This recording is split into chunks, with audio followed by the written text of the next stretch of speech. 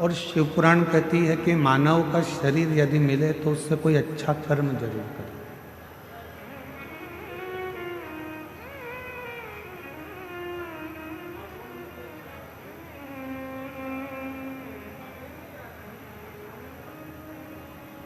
रावण में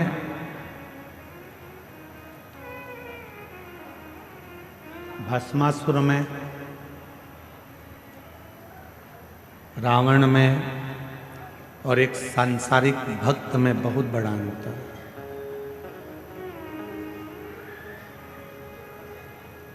एक बहुत बड़ा अंतर है। और वो अंतर क्या है?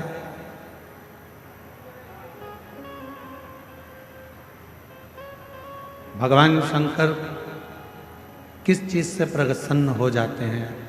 आपका बहुत सारा धन आपके पास में होगा तो शिव जी प्रसन्न हो जाएंगे, ये शिव पुराण नहीं कहते।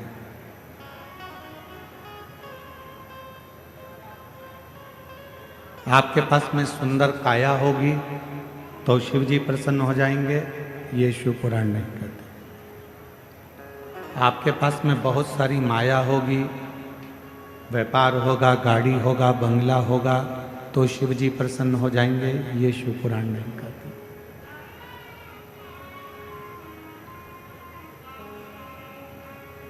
शिव जी को प्रिय क्या है? शंकर भगवान को सबसे ज्यादा प्रिय है आपका शुद्ध भाव। निर्मल मन सो मोहि पावा।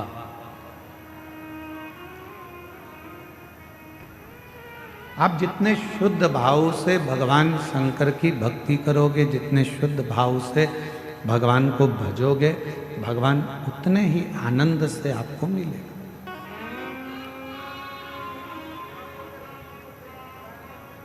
कई लोग हमसे प्रश्न करते हैं कि रावण भी तो भगवान शंकर को भजता था।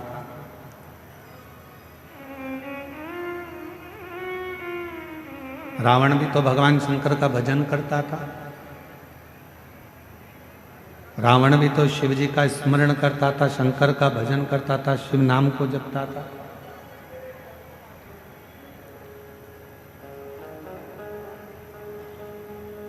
हम आपसे पूछें, बाबा वैद्यनाथ जी की भूमि पर आप बैठकर कथा सुन रहे हो,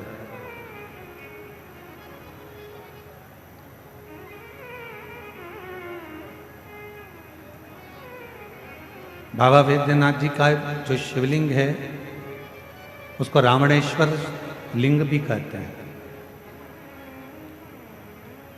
क्यों? क्योंकि लंकापति रावण ने इस शिवलिंग को लेकर जा रहा था और शिवलिंग को यहां रख दिया, इसलिए लोग इसको बाबा वैद्यनाथ जी को रावणेश्वर लिंग भी कहते हैं। अब हम एक प्रश्न आप सबसे करें, जरा उत्तर दीजिएगा। रावण शिव जी की पूजन करता था कि नहीं करता था? जम के बोलो, करता था। रावण भगवान शंकर की स्तुति करता था कि नहीं करता था? भगवान शंकर के मंत्र बोलता था कि नहीं बोलता था? सब कुछ रावण करता था। और सबने देखा कि रावण ने स्तुति भी करी, रावण ने भजन भी करा, रावण ने अर्चना भी करी, रावण ने शंकर भगवान को भजा भी, पूजा भी, स्मरण सब कुछ कर। पर शिव महापुराण की कथा कहती है रावण भाव से शिव जी को नहीं भज पाया। रावण जब भी शंकर भगवान को भजता था तो उसके अंदर भाव नहीं आता था, उसके अंदर ताव आता था। भाव से भजो तो शिव कृपा करता है, तुम ताव से भजोगे तो शिव कभी करुणा नहीं करता है। आज का जमाना बड़ा ताव का है, जरा सी देर में कोई ताव दिला देता है कि तुम्हारी तो इतनी पहचान है, तुम ये नहीं कर सकते, अभी ताव आ गया, अभी लगाता हूं फोन, अभी हो जाता है। लंकापति रावण को उनके जितने अनुचर थे, जितने उनके साथी थे, वो रावण को ताव दिलाते थे। हे रावण, तू तो शंकर जी को भजता है, हमने सुना है कि शिव जी से वर मांग। रावण कहता भी देखो मैं कैलाश पर्वत को अपने हाथों पर उठाता हूं, ताव में। ताव, शिव जी को ताव पसंद नहीं है, शिव जी को भाव पसंद। फिर किसी ने कहा, रावण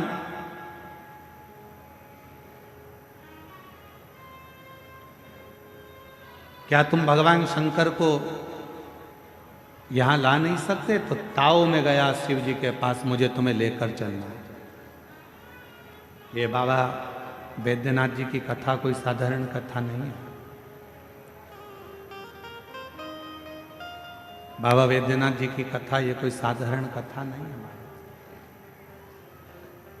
इस कथा को समझना सरल बात नहीं है। इस कथा का प्रारंभ अगर कहीं से हुआ है तो मां कौशल्या जी से हुआ।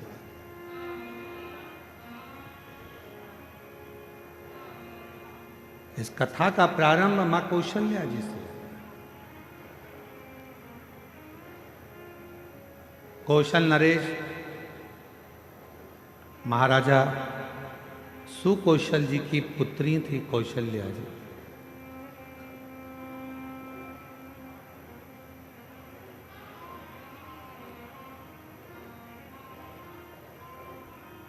और आप लोगों के तो नजदीक में है छत्तीसगढ़।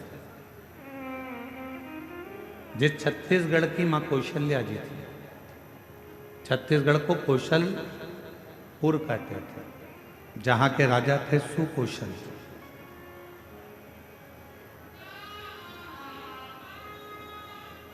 सुकौशल जी की धर्म पत्नी का नाम था अमृत प्रभा,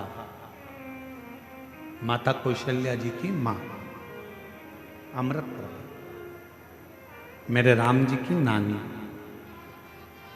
और राम जी के नाना जी थे सुकौशल जी,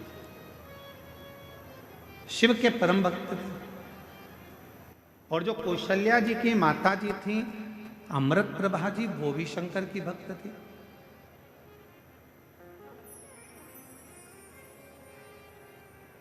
और जो सुकौशल जी के गुरु जी थे तत्व मुनि जी, वही मुनि भगवान मां कौशल्या जी के भी गुरु हुए। वही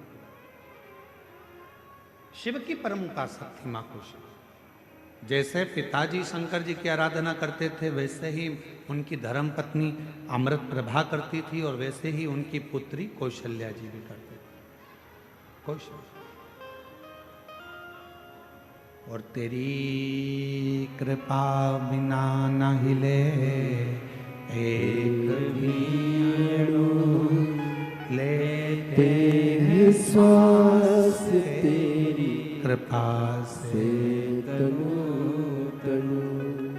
कथा थोड़ी सावधानी से सुनना, क्योंकि आप सब कथा को सुनने के लिए आए हो। इस कथा को अपनी जिंदगी में उतारना, ये जीवन का रस देने वाली। आप लाखों की संख्या में आए हो, पंडालों में जगह नहीं है। हम तो इतना जरूर कहेंगे कि अगर ज़्यादा भीड़ हो रही है, ज़्यादा भक्त यहाँ पहुँच रहे हैं, तो भीड़ ना बढ़ाकर अपने अपने घरों से टीवी पर सामने बैठकर भी कथा सुन सकते हो। जरूरी नहीं कि आप बहुत भीड़ में पहुँचें, और घर से भी कथा का लाभ ले सकते, कथा सुन सकते।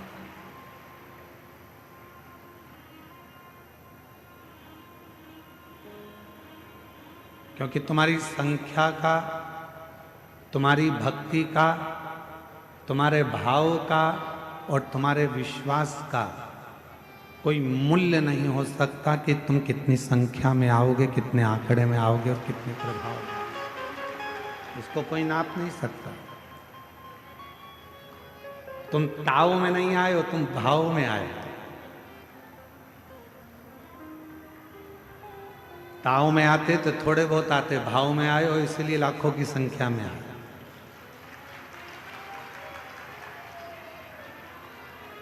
और भाव का कोई संख्या नहीं होती, भाव की कोई गिनती नहीं होती कि कितनी क्वांटिटी का भाव है।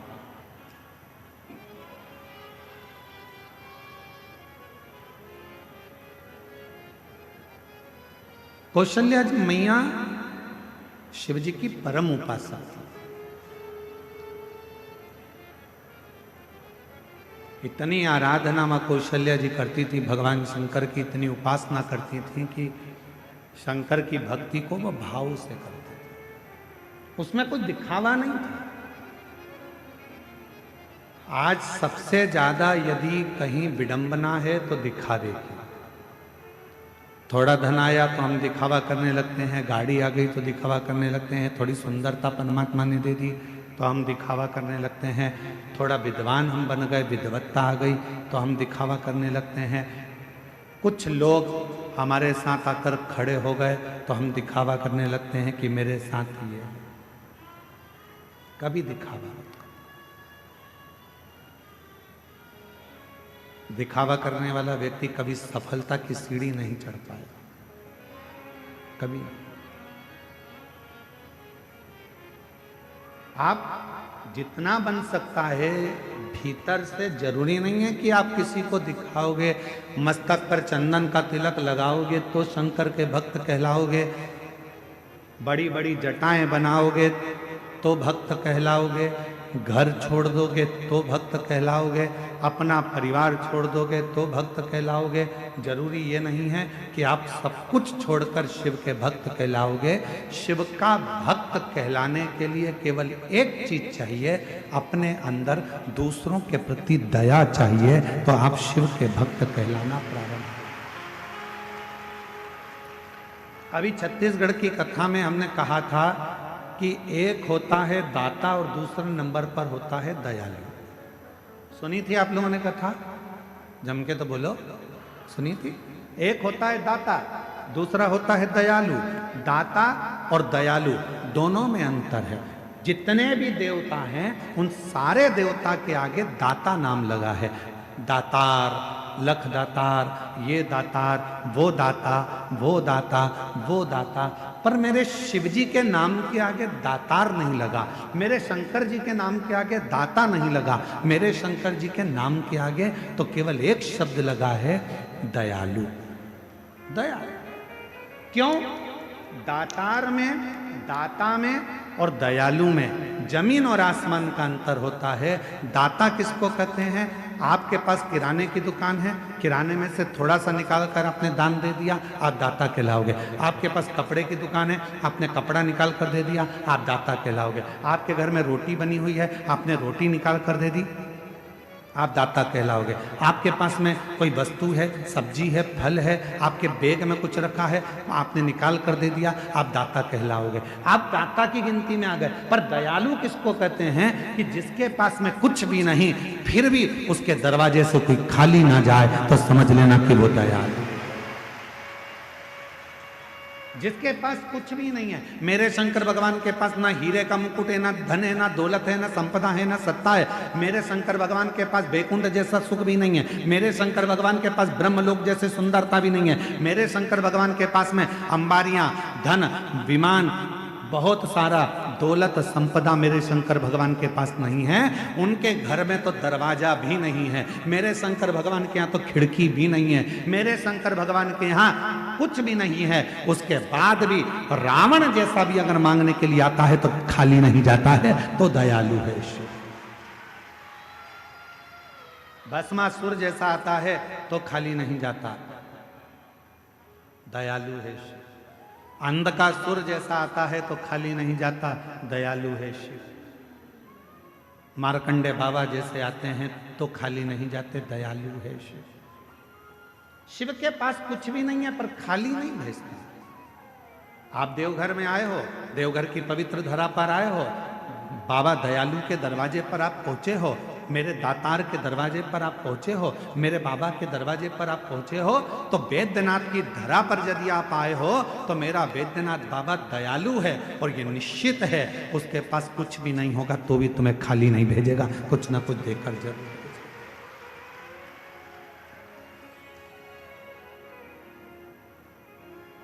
इसलिए ऐसे दयालु नाथ से रिश्ता बनाइए, ऐसे दयालु नाथ से रिश्ता बनाइए, मिलता रहेगा आपको जो कुछ भी चाहिए, मिलता रहेगा आपको जो कुछ भी चाहिए, ऐसा करिश्मा होगा जो हुआ कभी नहीं, ऐसा करिश्मा होगा जो हुआ कभी नहीं। मांगा है भोलेनाथ से वरदान एक ही, मांगा है भोलेनाथ से वरदान एक ही, तेरी कृपा बनी रहे जब तक है जिंदगी, तेरी कृपा बनी रहे जब तक है जिंदगी। अब लाइन पर ध्यान देना, ऐसे दयालु नाथ से रिश्ता बनाइए, नाम है दयालु नाथ, वेदनाथ, विश्वनाथ, सोमनाथ, केदारनाथ,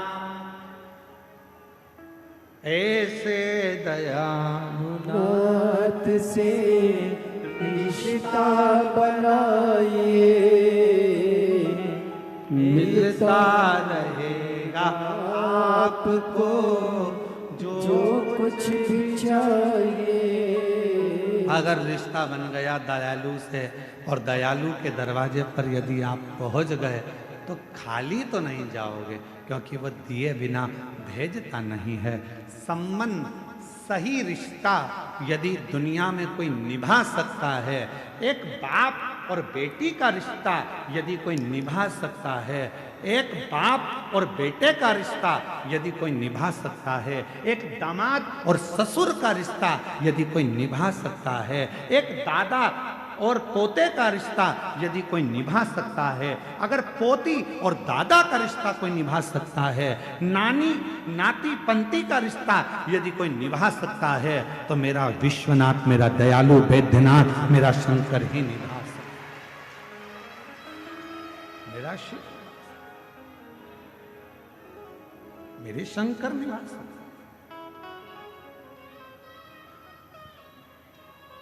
उठाओ पूरे पुराण, जितने शास्त्र उठा सकते हो सारे शास्त्र उठाओ, और 33 कोटि देवताओं की लिस्ट में कोई एक देवता बता दो जिसने अपनी बेटी का कन्यादान करा। केवल एक, 33 कोटि देवता में केवल देव अधिदेव महादेव ऐसे हैं जिन्होंने अपनी बेटी अशोक सुंदरी का कन्यादान अपने हाथों से कर कर बेटी को विदा। 33 कोटि देवताओं की लिस्ट बनाओ और उसमें निकालो कि देवता कोई दादा बने हो तो भगवान शंकर दादा भी बने हैं।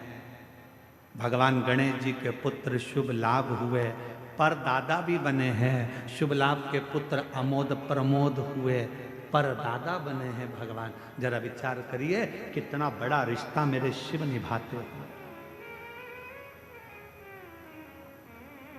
और बेटी ने कहा था अशोक सुंदरी ने, काशी की कथा है, काशी के एक वृक्ष के नीचे बैठकर अशोक सुंदरी ने अपने पिता भगवान देव अधिदेव महादेव से कहा था, पिताजी मेरी शादी हो रही है, आप मुझे विदा कर रहे हैं, आप मुझे कन्यादान में कुछ दोगे नहीं? शंकर भगवान ने कुबेर को डमरू बजाकर बुला लिया और कुबेर को खड़ा कर दिया कि कुबेर, मेरी बेटी के कन्यादान में जो इसको चाहिए सब दे देना। कुबेर डमरू बजाते से कुबेर आकर खड़े हो गए और कुबेर से भगवान शंकर कह रहे हैं, मेरी बेटी अशोक सुंदरी के कन्यादान में, इसकी विदाई में जो इसको चाहिए, जो लिस्ट दे, सारा सामान निकाल दे, क्योंकि मेरी बेटी की शादी है और वो विदा हो रही है।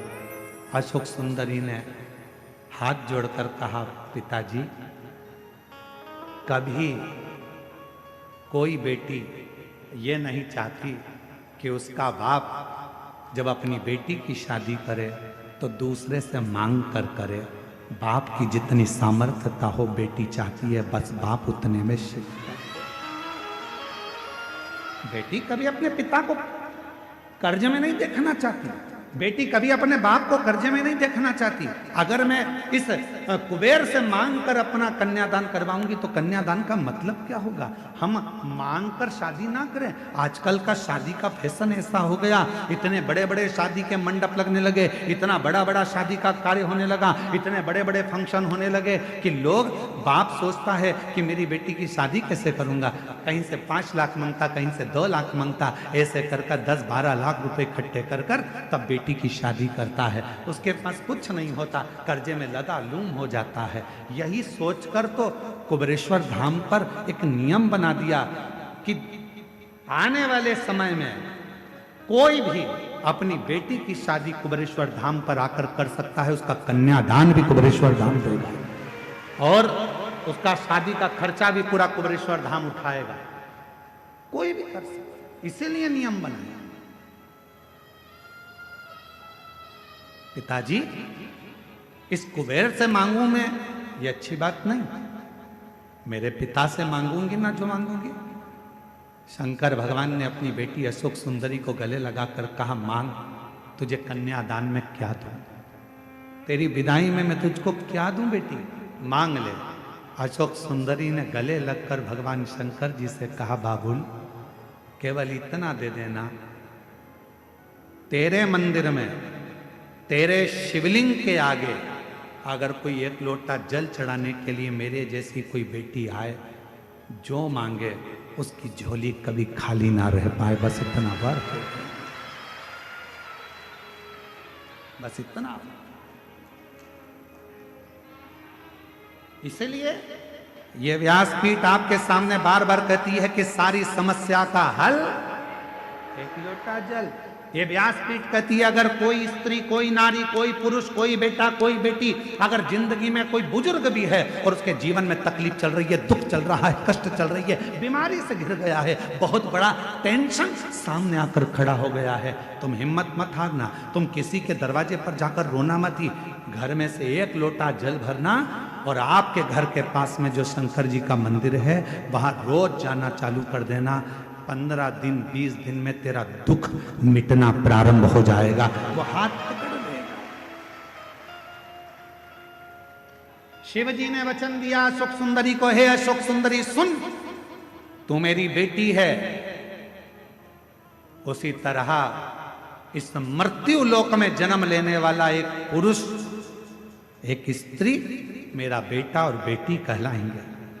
जो नारी, जो पुरुष, जो बेटा बेटी मेरे दरवाजे पर आएगा और 1 लोटा जल समर्पित करेगा, वो जिंदगी में, अशोक सुंदरी, जैसे मैंने तुझे खाली नहीं भेजा, वैसे वो भी मेरे दरवाजे से कभी खाली नहीं जाएगा।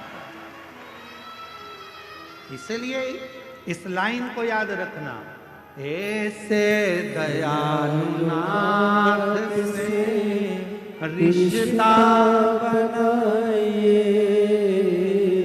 ऐसे दयालु नाथ से रिश्ता बनाइए,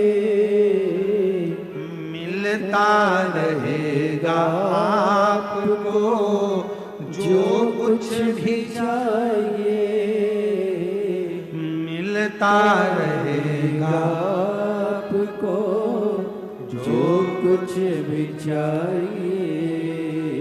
और ऐसा करिश्मा होगा जो हुआ कभी नहीं, ऐसा करिश्मा होगा जो हुआ कभी नहीं।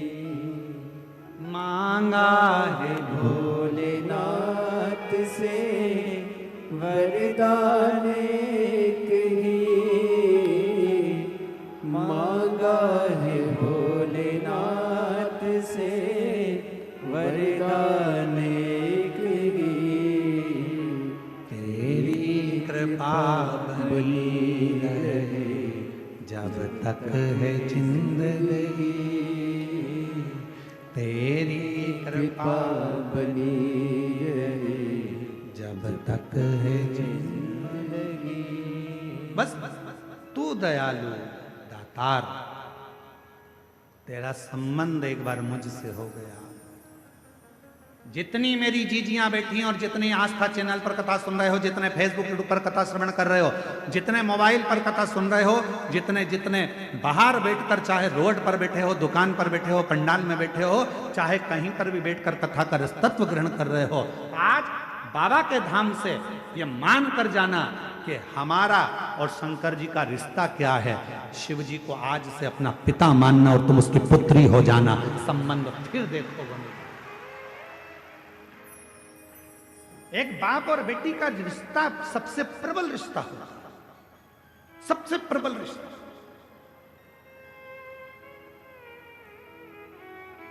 और देवघर की कथा है, घर में बाबा देवाधिदेव महादेव जो विराजमान है, वो मां सती के हृदय पर शिवलिंग विराजमान।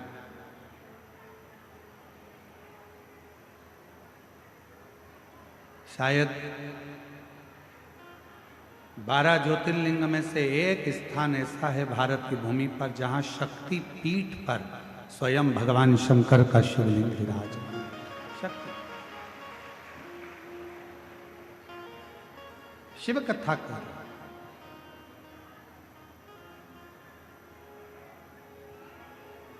शिव को समझना,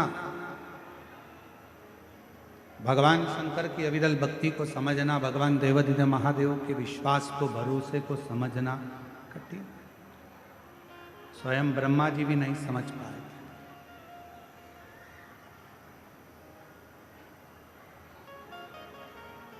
ब्रह्मा जी के भीतर थोड़ा सा अहम, ब्रह्मदेव के भीतर थोड़ा सा अहंकार आ गया कि ये रचना मैंने करी है,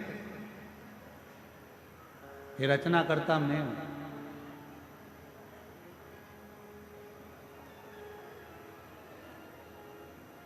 कई लोग कह देते हैं वो तो मैं जिंदा हूं तो काम हो रहा है, अगर मैं मर गई तो आटे दाल का भाव मालूम पड़ जाए। वो तो मैं कर रहा हूं तो हो रहा है, मैं चले गया तो तुम्हारी दुकान भी नहीं चली। कई लोगों के मन में आता है कि मैंने किया, और शिव महापुराण की कथा कहती है मैं संबोधन श्रेष्ठ संबोधन नहीं। भगवान शंकर के ससुर दक्ष प्रजापति ने भी केवल मैं का संबोधन करा। मेरा भवन, मेरा राज्य, मेरा नगर, मेरी बेटी, मैंने करा, मैंने करा, मैंने करा। आखिरी में फिर हुआ क्या कि दक्ष प्रजापति का सिर कटा, और दक्ष प्रजापति का सिर कटकर आखिरी में फिर बकरे का सिर लगा, और वो बकरा मैं करता। अच्छा करें, मत बुरे कर्म कर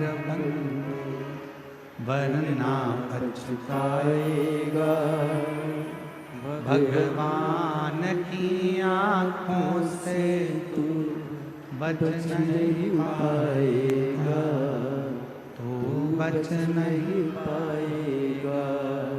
अरे ओ अज्ञानी मत करना, तेरे कर्म का फल भी तो ही पाएगा, जैसा किया तूने के आएगा। मत बुरे कर्म कर्म कर बंदे वरना पछताएगा।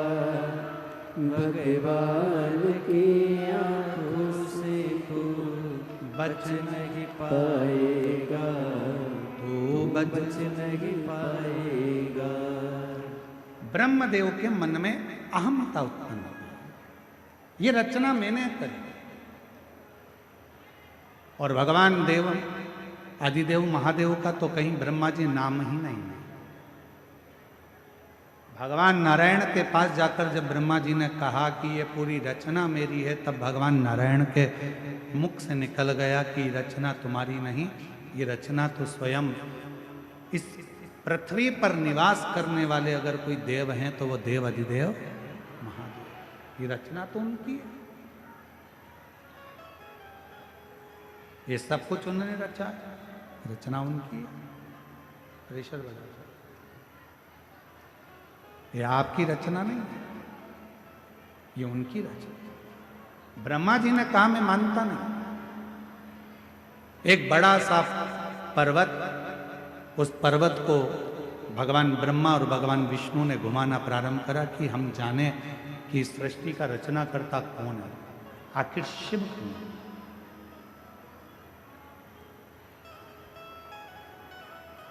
और ऐसे दुनिया में कई लोग हैं जिनको भगवान शंकर को जानने के लिए बहुत विचार करते हैं, आखिर ऐसा क्यों, शिव क्यों, शिव कौन। और निवेदन है ब्रह्मा ब्रह्मलोक के देवता हैं, भगवान विष्णु वैकुंठ के देवता हैं, इंद्र इंद्रलोक के देवता हैं, गरुण गरुण लोक के देवता हैं, वरुण वरुण लोक के देवता हैं, पर केवल एक हैं देव अधिदेव महादेव जो इस भूमंडल के इस पृथ्वी के देवता हैं, जिनको एक लोटा जल चढ़ाकर हम हमारी जिंदगी की सारी बातें शिव से कर सकते। अपने हृदय से हम शिव को कह सकते। मेरे भोले बाबा का एक काम सबसे प्रबल है, और वो सबसे प्रबल काम यह है कि जो मनुष्य हमसे मिलता है, मेरा भोले बाबा उसकी पारदर्शिता हमारे सामने प्रकट कर देता है।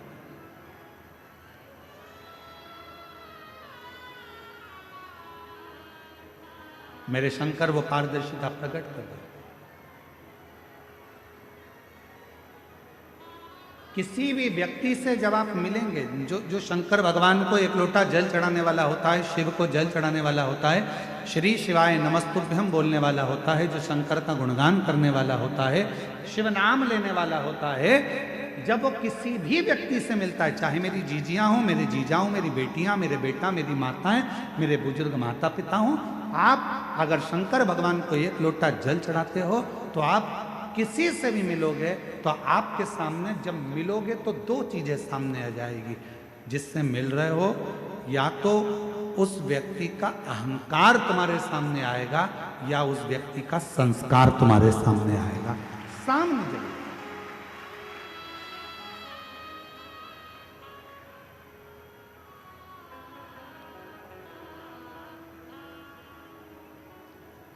एक टीवी पर एक सीरियल आता है, कौन बनेगा करोड़पति। अरे बोलो तो जम के, सही है कि गलत है। उस पूरे सीरियल में मंजिल तक कोई पहुंच ही नहीं पाता। बोलो सही है। बहुत कम होंगे जो मंजिल तक पहुंचे होंगे। क्यों नहीं पहुंच पाते? किस लिए नहीं पहुंच पाते? जो बैठा है सीट पर, क्या उसको उस प्रश्न का उत्तर याद नहीं है? उसको याद है। जो सीट पर बैठा है उसको प्रश्न का उत्तर याद है, वो सब कुछ याद कर कर गया है, सब कुछ बोल सकता है, सारा उत्तर दे सकता है, सब कुछ बता देता है। पर उस हॉट सीट पर कौन बना करोड़पति में सामने कंप्यूटर पर बहुत सारे विकल्प दे दिए जाते हैं, बहुत सारे ऑप्शंस दे दिए जाते हैं। बोलो सही है कि गलत है? 4 विकल्प हैं, इसमें से छांटो कौन सा सही है। बोलते जाओ उत्तर सही है। फिर अगर ये भी नहीं कर सकते तो फोन लगाकर बात कर सकते हो, आपके पास ये भी विकल्प है। फिर आपके पास एक विकल्प और है कि आप किसी की सहायता ले सकते हो। जो व्यक्ति हॉट सीट पर बैठा है, क्या वो उत्तर नहीं जानता है? उसको उत्तर मालूम है, पर जैसे ही उसके सामने विकल्प आ जाते हैं, वो उन विकल्पों में इतना फंस जाता है कि असली उत्तर को भूल जाता है और आखिरी में वो हार जाता है। आखिरी में एक प्रश्न और उसका एक उत्तर अगर है तो मंजिल तक पहुंचे। बहुत सारे विकल्प जब खड़े हो जाते हैं तो वो सोच में पड़ जाता है, ये बोलूं या ये बोलूं। विकल्प वो मंजिल तक पहुंचता नहीं।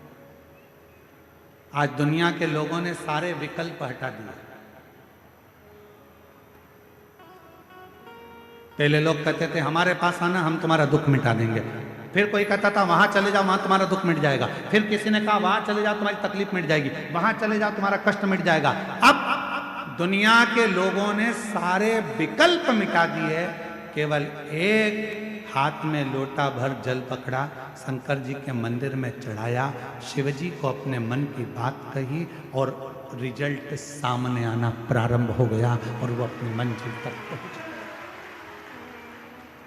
मंजिल तक पहुंच। विकल्प रहेंगे तो उलझे, ऑप्शंस रहेंगे बहुत सारे तो उलझे।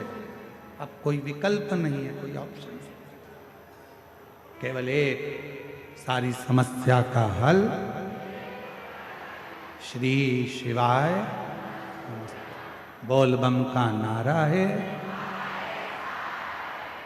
बस एक विकल्प उसको दिखता है कि मेरे को अब ज्यादा फंसना नहीं है, आडंबर में मुझे जाना नहीं है।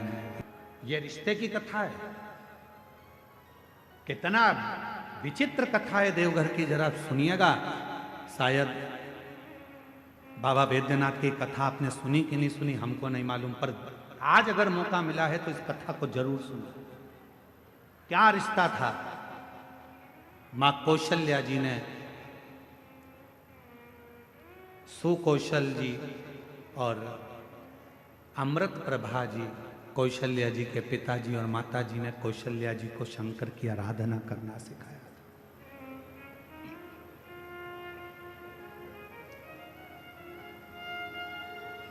कौशल्या मैया शिव जी की आराधना में ली। कहते हैं आनंद रामायण वर्णन करती है कि कौशल्या मैया एक मिनट भी शंकर की भक्ति के बिना रह नहीं पाती। भाव की इतनी शुद्धता थी मां कौशल्या जी की। फिर वही बात आ गई, रावण ताव से शिव जी को भजता था और कौशल्या जी भगवान शंकर को भाव से भजती थी।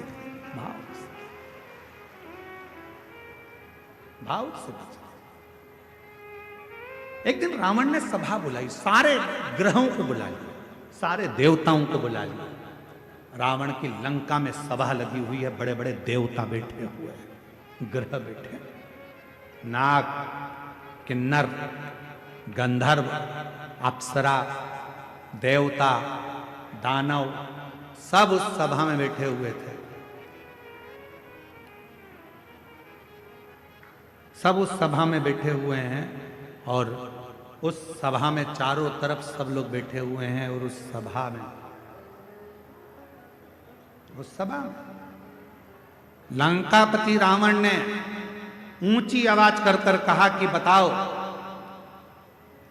मेरे प्राण कैसे छूटेंगे, मेरी मृत्यु कैसे होगी। बड़े बड़े विद्वान बैठे थे, बड़े बड़े सभासद बैठे थे, बहुत देवता, गंधर्व, किन्नर, अप्सरा, पशु पक्षी सब उस सभा में बैठे हैं, असुर सुर सब उस सभा में। मेरे प्राण कैसे जाएंगे बताया जाए, कैसे मरूंगा मैं बताओ। तब किसी ने नहीं बताया। रावण को क्रोध आ गया तो सबको बंदी बनाने लगा। बंदी, अगर नहीं मालूम पड़ा तो मैं तुम्हें बंदी बना लूंगा। तब ग्रहों में ग्रह सारे ग्रहों ने रावण से कहा, रावण तुम्हारी मृत्यु कौशल देश के राजा सुकौशल जी की जो लड़की है कौशल्या, उन कौशल्या माता के गर्भ से एक बड़ा विद्वान शूरवान एक पुत्र पैदा होगा, जन्म लेगा। उस बेटे के द्वारा तुम्हारे प्राण छूटेंगे। अब तो रावण को गुस्सा आ गया, कौशल नरेश सुकौशल की लड़की कौशल्या और कौशल्या का बेटा राम मुझे मारेगा। हाँ, रावण ने सभा को विराम दिया, अपने गुप्तचरों को बुलाया, मेरी मृत्यु नहीं होना चाहिए, उसके लिए क्या करा जाए। एक ही काम है, कौशल्या को अपने यहां ले आ। जब लंका में माता कौशल्या आ जाएगी, कौशल्या अगर लंका में पहुंच गई तो उसकी कोई संतान नहीं होगी, संतान नहीं होगी तो तुम मरोगे नहीं। रावण ने उसी समय पर अपनी सेना तैयार कर कर कौशल राज्य में पहुंच गया और सुकौशल राजा के पास जाकर रावण ने हाथ जोड़कर प्रणाम किया। रावण उस समय पर शिव की आराधना नहीं करता था। बाबा वैद्यनाथ की कथा चल रही है, जरा सावधानी से सुनिएगा।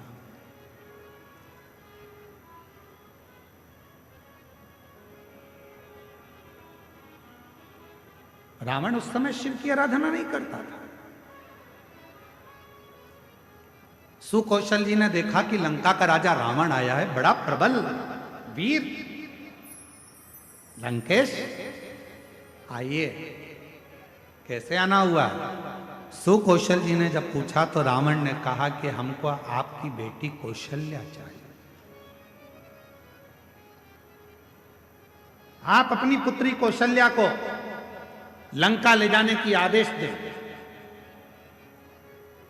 सुकौशल जी मुस्कुराकर बोले कि बेटी हमारी है, पर हमारी बेटी की आज्ञा के बिना हम कोई निर्णय नहीं ले सकते, कोई नहीं।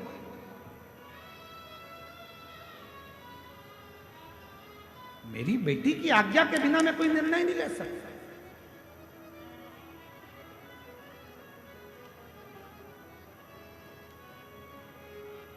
विचार किया। रावण ने पूछा तुम्हारी बेटी कहां है? सुकौशल जी बोले बस शंकर की भक्ति करती है तो अभी शिवालय से आ रही होगी। जो सामने से बेटी को आते हुए देखा तो कौशल्या इतनी सुंदर थी, माता कौशल्या इतनी सरल थी, माता कौशल्या। शिव का जो भक्त होता है उसमें सहजता, सरलता, नम्रता अपने आप दिखती है, उसको दिखाया नहीं जाता। सरल, शिव जैसा भोला, शंकर जैसा सहज कौशल्या जी। लंकापति रावण ने कौशल्या जी को देखा तो कहा आप ही कौशल्या? हाँ। सुकौशल जी की बेटी हो? हाँ। हम आपको लंका ले जाने के लिए। मुझे लंका? हाँ। कौशल्या जी कहने लगी मैं तो लंका नहीं जाऊंगा, मैं लंका नहीं जाऊंगा। रावण कहने लगा तुम मुझे जानती नहीं हो कौशल्या, अगर तुम मेरे साथ नहीं चली तो मैं दबाव के साथ तुम्हें लंका ले जाऊंगा। इतने में कौशल्या जी के मुख से निकल गया लंकापति रावण सुन, तुम मुझे ले जाने की बात करता है, अगर बन सके तो तेरी लंका में एक बार उस कैलाशपति को ले जाकर बता दे तो कौशल्या लंका में प्रवेश कर जाए। तू एक बार उस कैलाशपति को तेरी लंका में ले जाकर बता दे तो ये मां कौशल्या जी कर रही हैं कि ये कौशल्या तेरी लंका में प्रवेश कर जाएगी। रावण हंसकर बोला वो कैलाश पर रहने वाला शंकर, वो शंकर। अगर तुम बोलती कि विष्णु जी को लेकर जाओ तो बड़ी बात थी, तुम कहती कि ब्रह्मा जी को लेकर जाओ तो बड़ी बात थी, शंकर जी तो मैं अभी उनको लेकर आ, और रावण गया देवाधिदेव महादेव की आराधना में बैठ गया, साधना में बैठ गया। शिव जी प्रसन्न नहीं हुए। अब बताओ, भाव में बैठा था कि ताव में बैठा था? भाव में नहीं बैठा ना, काय में बैठा था? ताव में। अब मैं ले जाकर मानूंगा। लग गया रावण पीछे। शंकर भगवान प्रसन्न नहीं हुए। तब रावण को लगा कि ऐसे नहीं मानेंगे। रावण ने अपना शीश काट कर देना प्रारंभ कर दिया। 9 शीश कट गए रावण के। 10वां शीश था। शिव जी सामने आकर खड़े हो गए। रावण, क्या चाहिए तुझको? रावण कहता है, बाबा मैं तुम्हें लेने आया हूं, तुम मेरे साथ लंका चलो।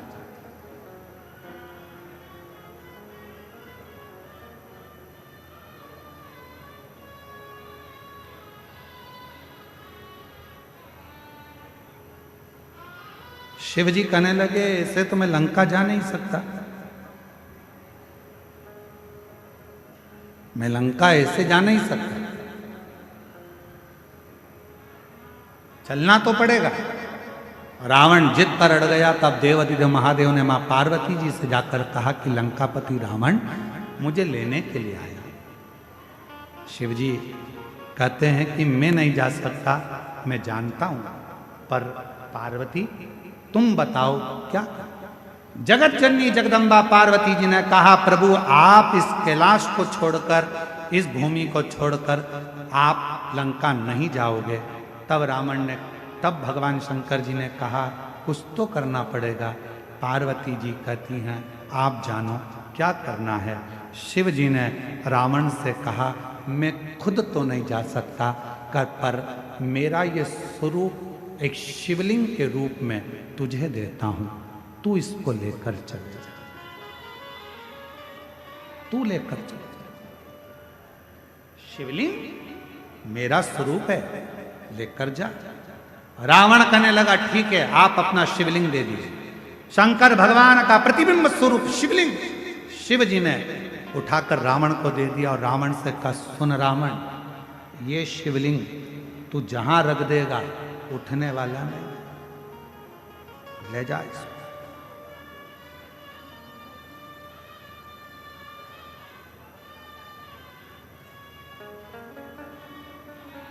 सूचना मिल गई मां पार्वती को। पार्वती को सूचना मिल गई कि शिव जी एक लिंग की आकृति में रावण के साथ लंका जा रहा है। रावण के साथ लंका, शिवलिंग। पार्वती की आंखों से जल बहने लगा। शिवजी ने पूछा, पार्वती तू रो रही है? तेरी आंखों में जल भरा है? हां। क्यों?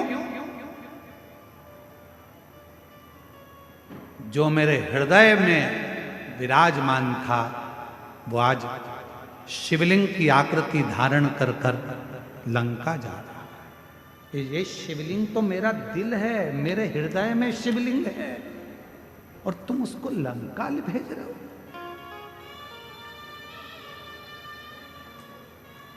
शिव जी मुस्कुराने लगे, पार्वती जी प्यार अगर पक्का होता है तो कोई जा नहीं सकता।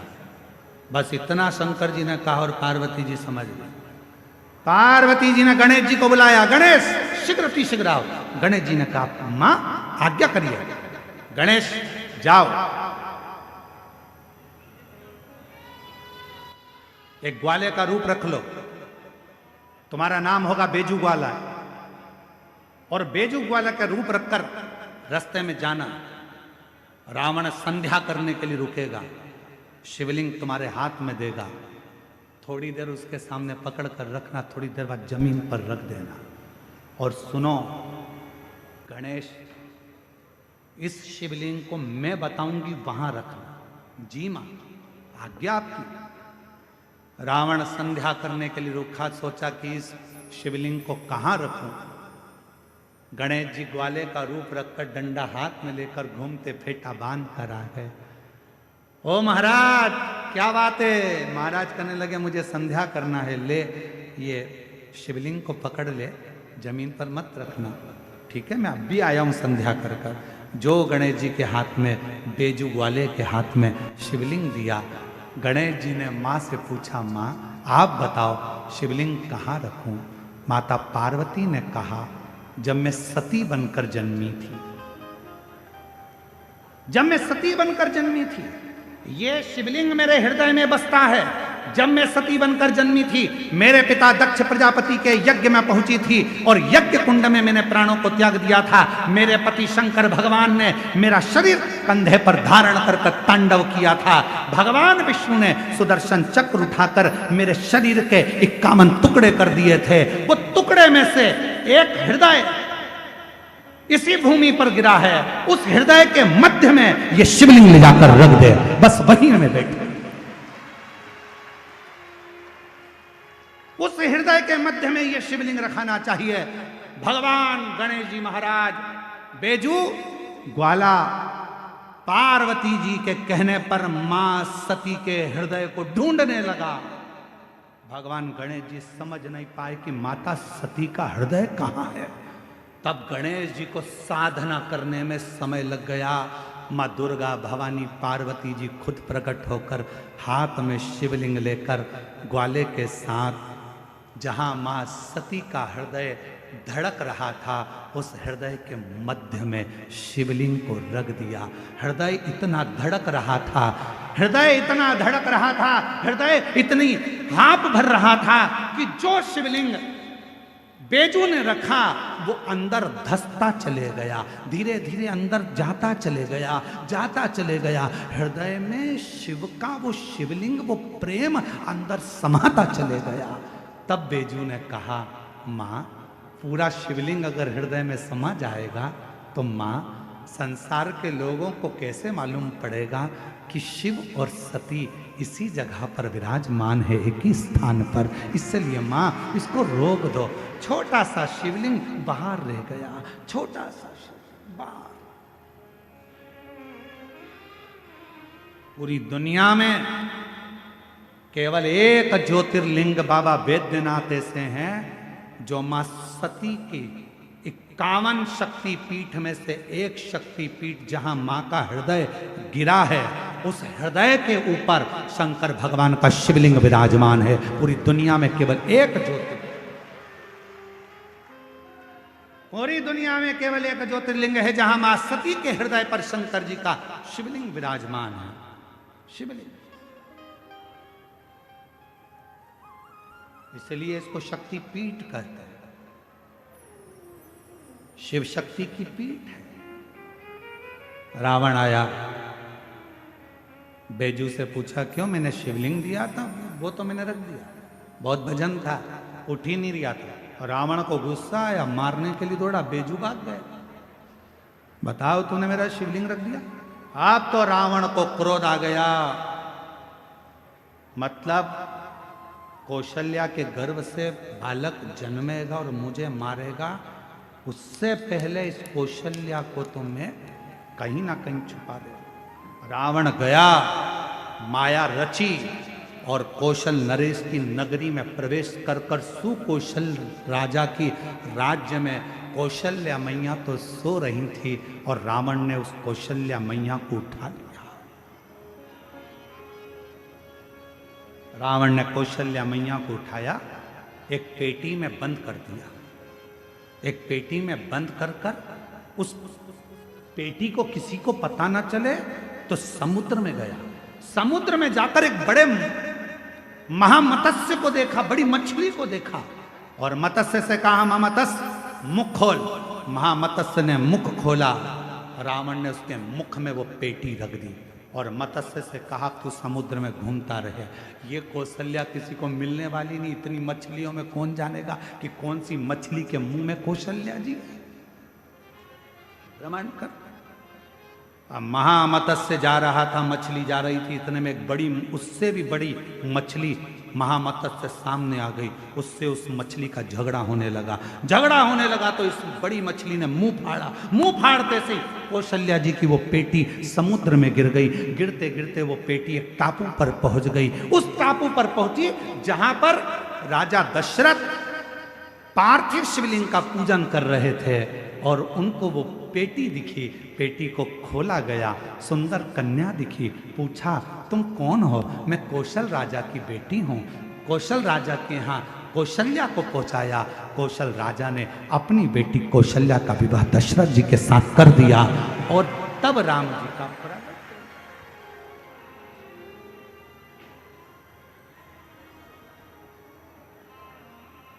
सहज कहां?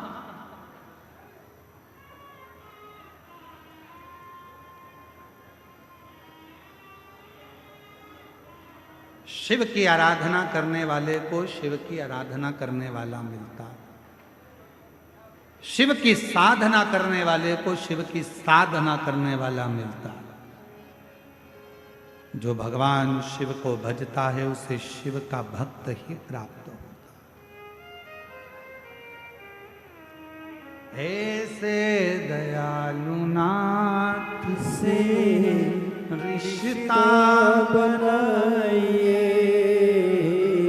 ऐसे दयालु नाथ से रिश्ता बनाइए।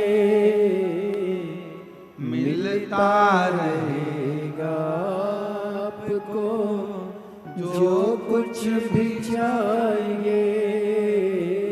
मिलता रहेगा आपको जो कुछ भी चाहिए। ऐसा करिश्मा होगा जो हुआ कभी नहीं। ऐसा करिश्मा होगा जो हुआ कभी नहीं। तेरी कृपा बनी रहे जब तक है जिंदगी। तेरी दया बनी रहे जब तक है जिंदगी। मांगा है भोलेनाथ से वरदान एक ही। मांगा है भोलेनाथ से वरदान एक ही। तेरी दया बनी रहे जब तक है जिंदगी। तेरी दया बनी रहे जब तक है जिंदगी। मांगा है भोलेनाथ से वरदान एक ही। शिव से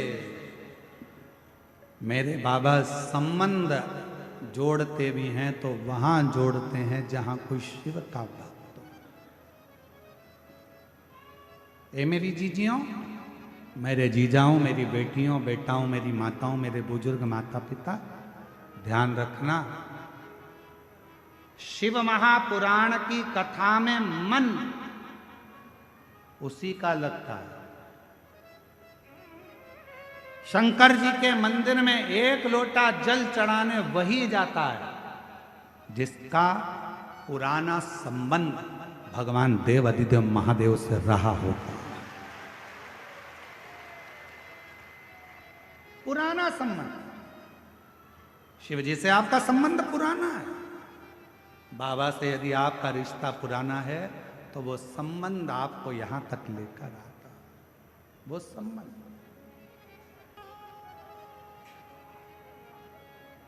वो संबंध आपको यहां तक लाए। वो संबंध आपको नजदीक तक लेकर जाए। शिव के पास, अच्छा इस कथा में बाबा वैद्यनाथ की कथा में एक चीज और देखने को मिलती है कि होनी तो होकर ही रहती है, उस होनी को कोई टाल नहीं सकता, होनी तो होकर ही रहती है। रावण ने पूरा दम लगा लिया था कौशल्या जी को छुपाने का, कौशल्या जी को छुपाकर रखने का, पर उसके बाद भी जो ललाट पर लिखा है वो तो होकर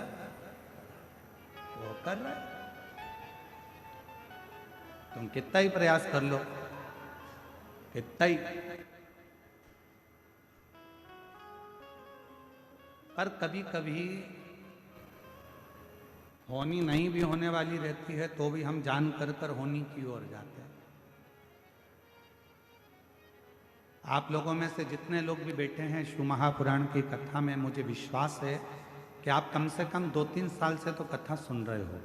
बोलो सही है कि गलत है? अब ईमानदारी से बोलो, अगर आप लोग 2-3 साल से कथा सुन रहे हो तो हम टीवी पर, अपनी आस्था चैनल पर, अपने फेसबुक यूट्यूब पर 3 साल से अगर कथा सुन रहे हो तो 3 साल से, उससे पहले से सुन रहे हो तो उससे पहले से, हम कथा में 1 या 2 बार तो कह ही देते हैं कि अपनी चेन, अंगूठी, मोबाइल, पर्स घर रख कर आना, पहन कर मत आना, कीमती सामान मत लाना। बोलो, बोलते कि नहीं बोलते? जम के बोलो जरा, बोलते हैं ना? 3 साल से सुन रहे हो तो 3 साल से बोल रहे हैं, 4 साल से सुन रहे हो तो 4 साल से बोल रहे हैं। तुम जितने साल से कथा सुन रहे होगे, कहीं ना कहीं घुमा फिरा के पूरी कथा में 1-2 बार तो हम बोल देते हैं कि अपना मंगलसूत्र, सोने का चेन, सोने का सामान, कीमती सामान लेकर कथा मंडप में मत आना। क्यों? क्योंकि जहां देवता है वहां असुर है, जहां भक्त है वहां चोर भी है।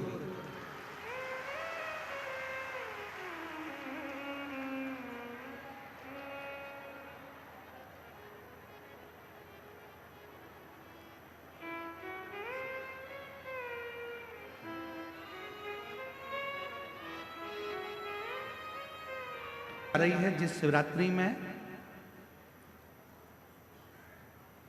अगर 3 दिवस तक घर के अंदर रखकर बेलपत्र के वृक्ष की सेवा कर कर और बेलपत्र को, वृक्ष को शिवरात्रि के 2 दिवस में उसको यदि किसी स्थान पर रोपित किया जाएगा, जो व्यक्ति जिस घर से उसको रोपित करेगा, लगाएगा और उस वृक्ष की परवरिश करेगा, उसकी जिंदगी में कभी संपदा की कमी नहीं आएगी। ऐसी शिवरात्रि शायद पहली बार ऐसा योग बन रहा है, तो हम पूर्ण भरोसे के साथ कहते हैं कि विठलेश सेवा समिति कुबेरेश्वर धाम इस शिवरात्रि को हरित शिवरात्रि के रूप में, ग्रीन शिवरात्रि के रूप में मनाएगा। अब की बार जो शिवरात्रि होगी उसको ग्रीन शिवरात्रि के रूप में हम लोग उसको मनाएंगे। और लगभग जितने श्रोता जैसे पार्थिव शिवलिंग का पूजन करते हैं अपने घरों में, लगभग करोड़ों 10 करोड़ से ऊपर शिवभक्त पार्थिव शिवलिंग का पूजन करते हैं, वैसा विश्वास है कि 2026 में जो महाशिवरात्रि फरवरी महीने में जो आ रही है उसको ग्रीन शिवरात्रि के रूप में, हरित क्रांति के रूप में, हरि शिवरात्रि के रूप में हम उसको मनाएंगे। और पूरा भारत ही नहीं, पूरा देश विदेश एक बेलपत्र का वृक्ष जरूर लगाएगा और करोड़ों वृक्ष इस पृथ्वी की शोभा बढ़ाएगा। करोड़ों, पूरा विश्व, पूरा भारत देश इस ग्रीन शिवरात्रि से जुड़ेगा और वृक्षारोपण करेगा। लगभग करोड़ों वृक्ष एक ही दिन में शिवरात्रि के पावन अवसर पर, जैसे हमारे आज बिरसा मुंडा जी की, इस पवित्र भगवान श्री बिरसा मुंडा जी की पवित्र 150वीं जयंती के अवसर पर उन्होंने कहा था, जल, जंगल और जमीन, इन तीनों को बचाना। तो अगर वृक्षारोपण होता है, और माननीय आर्य जी ने भी कहा कि 1 लोटा जल चढ़े तो शिव पर भी चढ़े और वृक्ष पर भी चढ़े, तो वो पूरी प्रकृति को हरा भरा रखेंगे। आप लोग साथ दोगे ना? जम के बोलो जरा, तैयार हो सब एक पेड़ लगाने को बड़े आनंद के साथ? तो उस वृक्ष को ऐसे ही नहीं लगाना है। शिवरात्रि पर जो वृक्ष लगाया जाएगा, पहले उसको अपनी बेटी की तरह परवरिश करना है, घर के अंदर लाकर, 3 दिन तक, और पूरा क्रम शंकर जी के साथ जैसे बेटी के मंगल विवाह का होता है, ऐसा शिव के साथ में पाणी ग्रहण संस्कार का भाव रखकर उसका खूब पोषण कर कर, और फिर शिवरात्रि के दिन बाबा देव अधिदेव महादेव से कामना कर कर कि बाबा मेरी सुख समृद्धि लक्ष्मी वृद्धि करना, वैभव देना। जैसे जैसे ये वृक्ष बढ़ता जाए वैसे हमारे जीवन में संपदा बढ़े, सुख बढ़े। इस भाव से उस वृक्ष को अपने आसपास में लगाकर उसको बड़ा करने का प्रयास, और जल अवश्य। हर हर शिव कथा करें।